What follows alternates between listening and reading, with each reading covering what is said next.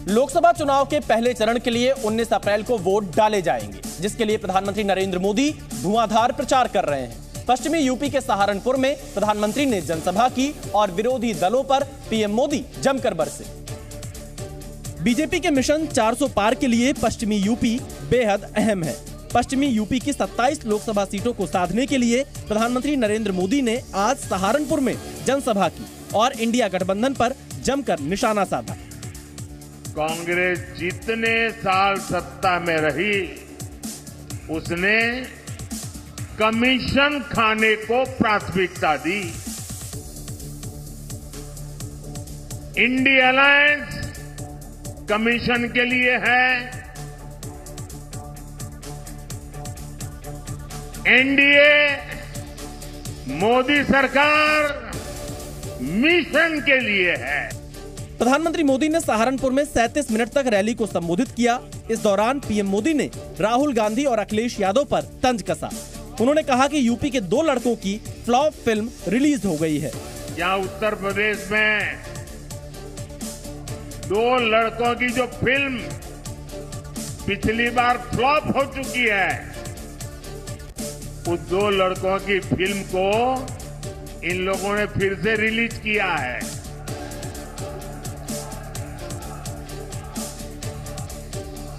मुझे समझ नहीं आता, अरे काठ की हांडी को ये इंडी गठबंधन वाले कितनी बार चढ़ाएंगे। प्रधानमंत्री ने कहा कि ये पहला चुनाव है जहां विपक्ष जीत का दावा नहीं कर रहा है, बल्कि उन्हें उम्मीदवार भी नहीं मिल रहे।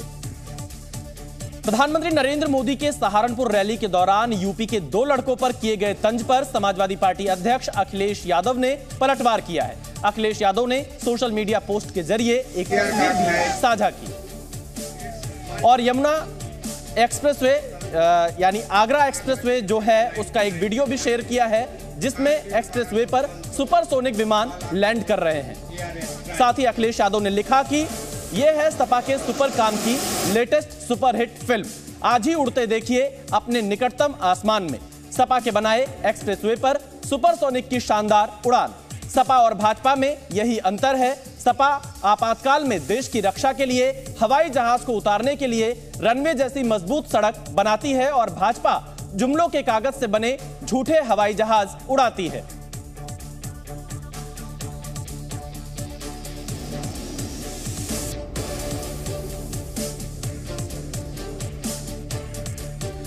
मिशन 400 पार का नारा देने वाली भारतीय जनता पार्टी के लिए उत्तर प्रदेश का पश्चिमी हिस्सा यानी जाटलैंड बेहद अहम है। खुद प्रधानमंत्री नरेंद्र मोदी धुआंधार प्रचार कर रहे हैं। बीजेपी के लिए जाटलैंड कितना अहम है, इसका अंदाजा इसी बात से लगाया जा सकता है कि प्रधानमंत्री नरेंद्र मोदी ने उत्तर प्रदेश में प्रचार का जो अभियान का शुरुआत है वो भी मेरठ से किया और उसके बाद सहारनपुर और गाजियाबाद पहुंचे। दरअसल पश्चिमी उत्तर प्रदेश के 14 जिलों में लोकसभा की 27 सीटें हैं और पश्चिमी यूपी के जाटों की आबादी सबसे ज्यादा 17% है। मथुरा में 40%, बागपत में 30%, तो सहारनपुर में 20% जाट आबादी है, जो हार जीत में अहम भूमिका निभाती है। पिछले 2 लोकसभा चुनाव में भारतीय जनता पार्टी का इस इलाके में बेहतरीन प्रदर्शन रहा है। बीजेपी ने 2014 में 24 लोकसभा सीट, जबकि 2019 में लोकसभा की 19 सीटें पश्चिम उत्तर प्रदेश में जीती थी। ऐसे में उत्तर प्रदेश की 80 लोकसभा सीटों में पश्चिमी उत्तर प्रदेश बीजेपी के मिशन 400 पार को पूरा करने में अहम भूमिका निभा सकता है। प्रधानमंत्री नरेंद्र मोदी लोकसभा चुनाव के लिए धुआंधार प्रचार कर रहे हैं। उत्तर प्रदेश के सहारनपुर के बाद प्रधानमंत्री राजस्थान के अजमेर पहुंचे, वहां से गाजियाबाद, जहां उन्होंने बीजेपी उम्मीदवार अतुल गर्ग के समर्थन में रोड शो निकाला। गाजियाबाद में प्रधानमंत्री नरेंद्र मोदी के इस रोड शो में मुख्यमंत्री योगी आदित्यनाथ भी मौजूद रहे। ये रोड शो गाजियाबाद के मालीवाड़ा से चौधरी मोड़ तक 1400 मीटर लंबा चला। इस दौरान भारी संख्या में समर्थक मौजूद रहे और फूल बरसाए। प्रधानमंत्री नरेंद्र मोदी के खुली गाड़ी में गाजियाबाद से बीजेपी प्रत्याशी अतुल गर्ग, मौजूदा सांसद जनरल वीके सिंह और यूपी बीजेपी अध्यक्ष चौधरी भूपेंद्र सिंह भी मौजूद रहे।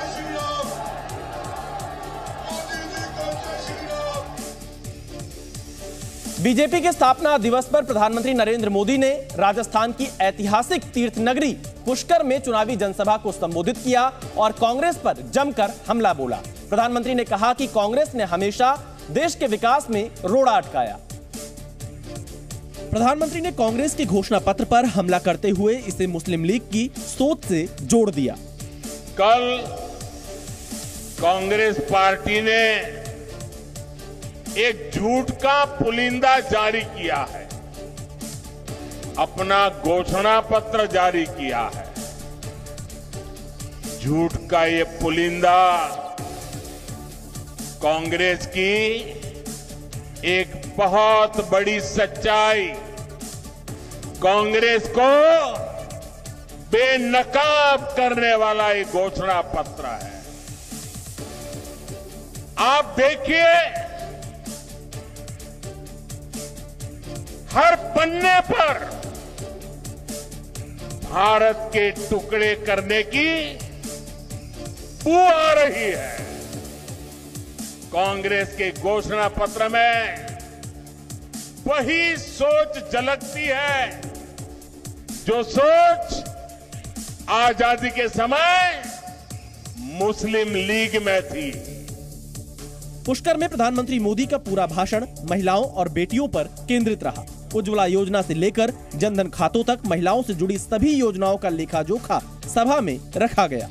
हमने 1 करोड़ बहनों को लखपति दीदी बनाया है और मेरी माताएं बहनें, आप मुझे भरपूर आशीर्वाद दीजिए। मेरा सपना है 3 करोड़ माताओं बहनों को मैं लखपति दीदी बनाना चाहता हूं। साथ ही कांग्रेस पर निशाना साधते हुए कहा कि कांग्रेस के पास न सिद्धांत बचे हैं और न ही नीतियां।